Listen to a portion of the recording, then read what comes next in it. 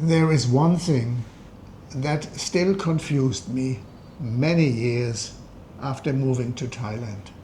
I met women who were kind, warm, funny, and incredibly caring. But sometimes something happened that I never understood. I would do something wrong. Sometimes something I thought was so small that I didn't even notice. And suddenly it was over. No argument, no discussions, no second chance. She just disappeared out of my life. At first, I thought they were cold. Now, I'm not so sure.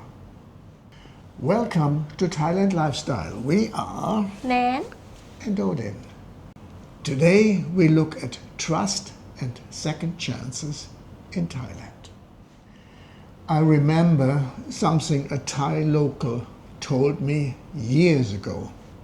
A dog that eats shit will eat shit again. At that time I laughed when he said it. It sounded harsh and somehow strange. But over the years I didn't forget it. I started wondering, was he talking about dogs or people? Was he really saying that people never change? I don't think so. I think he was talking about something else. Patterns. Looking back at my own life, I noticed something. People who lied to me usually lied again. People who broke my trust usually found another way to break it again. People who promised this is the last time often came back with another promise. The details changed, the pattern didn't. And then I asked myself a difficult question. How many times do I need to see the same behavior before I stop believing the words and start believing the pattern? Nann, can people change? Yes, some people can. So if someone lies to you, you give another chance? Maybe one time, yes. And if someone lies to you again? Then I know. Know what? That's how they are. Why didn't you even argue? Because arguing doesn't change who someone is. So words don't matter? Words matter, but actions matter more. Can you forgive someone and still not trust them? Yes, Explain. I can forgive. I don't want to carry anger. But trust is different. Trust has to be built. So everybody deserves another chance?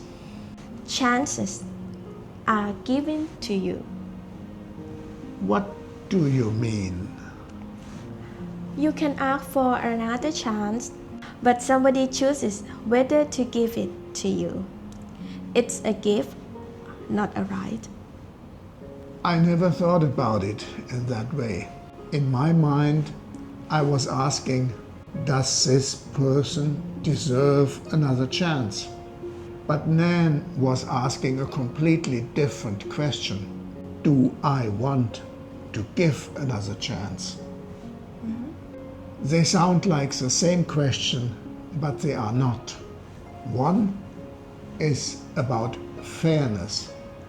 The other one is about self-protection. One question is about the person who made the mistake. The other is about the person who was hurt. And that is a completely different way to look at trust. Before we go any further, I think we need to be fair Everybody makes mistakes. I have made mistakes. Nann has made mistakes. You probably made mistakes too. So this isn't about expecting people to be perfect. The real question is, when does a mistake become a pattern? One lie can be a mistake. One broken promise can be a mistake. One bad decision can be a mistake. But if it happens again and again, is it still a mistake? Or is it simply who that person is? Maybe that's what that Thai local meant. He wasn't saying people never change. He was saying pay attention to what people repeatedly do. After a while, maybe we have to stop calling it a mistake. And maybe the hardest part isn't seeing someone else's pattern. Maybe the hardest part is accepting it. One thing I want to point out, it wasn't just one woman, or one friend, or one conversation. It was something I kept noticing over and over again. Many Thai people I met seemed to look at trust differently than I did. Not all of them, but enough that I started asking myself, why? I often listened to what people said. They seemed to watch what people did. I believed the promises. They seemed to believe patterns. When somebody disappointed me, my first thought was often, maybe they'll change. When somebody disappointed some of the Thai people I knew, their first thought seemed to be, now I know. And that difference stayed with me. I used to think they were being cold or too quick to judge. Now, I'm not so sure. Maybe they simply accepted reality faster than I did. Not the reality they hoped for, the reality they actually saw. Nann, when you stop trusting somebody, what changes? I don't hate them. I just don't trust them anymore. So you are not angry? No. Because being angry doesn't change anything. Then why walk away? Because I already know No, what? who they are.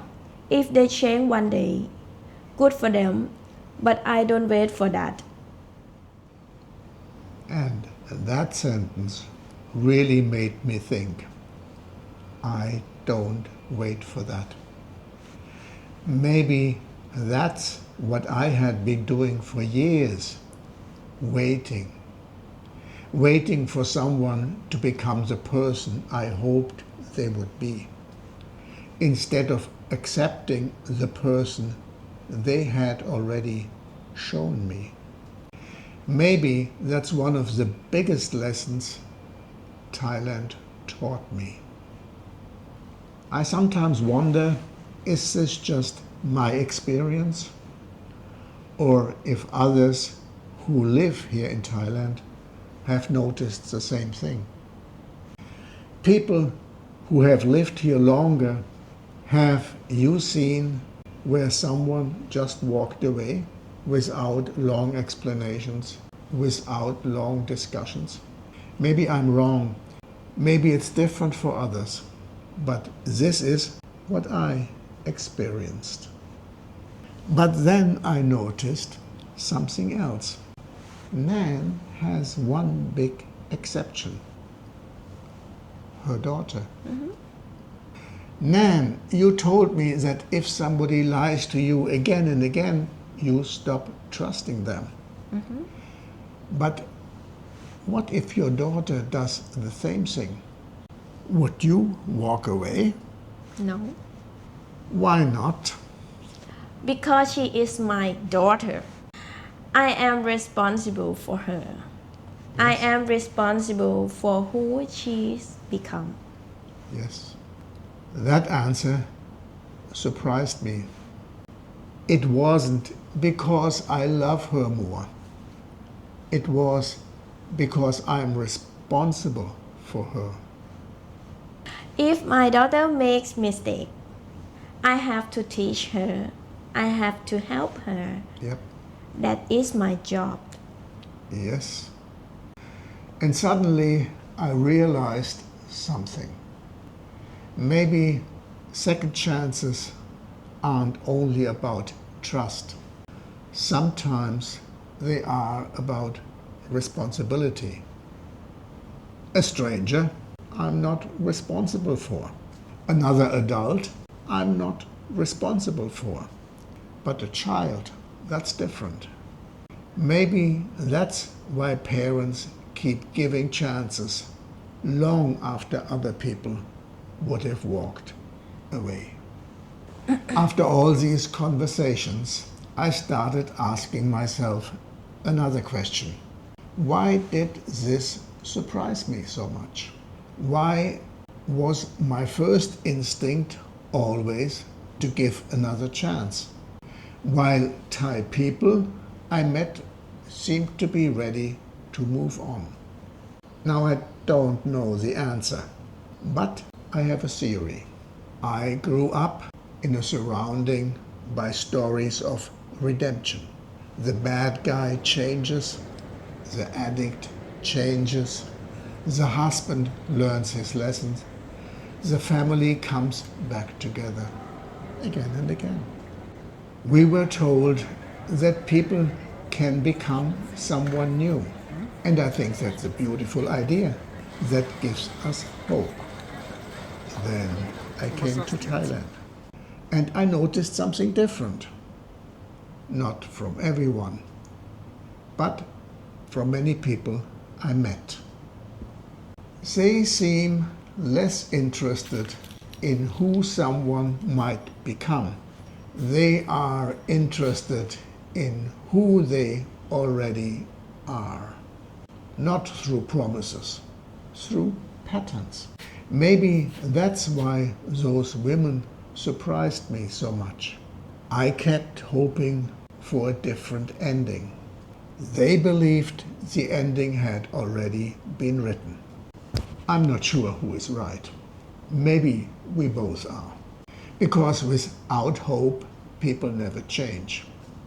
But without reality, we never see people clearly. Maybe wisdom isn't choosing one over the other. Maybe wisdom is knowing when hope has become denial. Let's imagine something different. A husband has an affair. He apologizes. He says, it was a mistake. His wife forgives him. She gives him another chance. A few months later, it happens again. Another apology, another promise. Same pattern. Now let me ask you a question. At what point do we stop believing the promise and start believing the pattern? Or maybe that's still not the right question. Maybe the real question is, how much evidence do we need before we accept what is already in front of us? Hope is beautiful. Without hope, relationships would never survive difficult times. Without hope, people would never rebuild trust. Without hope, none of us would ever forgive. hope matters.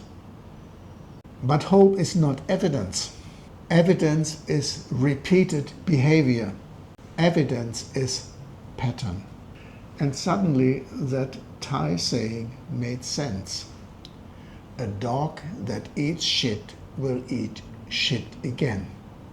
When I first heard it, I thought it was about dogs. Or maybe about judging people. Now I think it was about something completely different.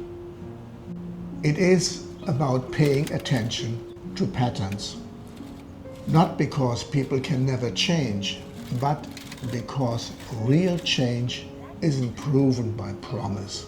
It's proven by a different behavior, repeated over time. We have been talking about other people's patterns this whole time. The people who lie, the people who break trust, the people who promise to change but never do. Then I ask myself, what about me? Nann, what pattern do I repeat? Your jokes. My jokes? Sometimes I told you I don't like that joke. You say okay. But after some time, you make a similar joke again. And she is right. I don't even realize I'm doing it. In my mind, it's just a joke. But from her point of view, she already told me more than once. And that's when something clicked.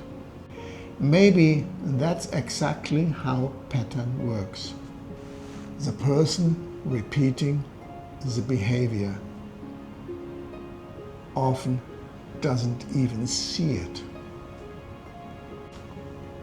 But the other person does. It's easy to recognize someone else's pattern, but it's much harder to recognize your own. Maybe that's why we need people around us who are honest enough to tell us, even when we don't want to hear it. I used to think that Thai saying about the dog was about giving up on people. Now I think I understood it. It wasn't telling me that people never change. It was reminding me that real change has to be seen, not just promised. Maybe that's why trust is so valuable. Because trust isn't built on one apology, or on one promise, or on one good day. Trust is earned every day. And maybe that's what Thai people have been trying to teach me all along. สวัสดีค่ะ บ๊ายบาย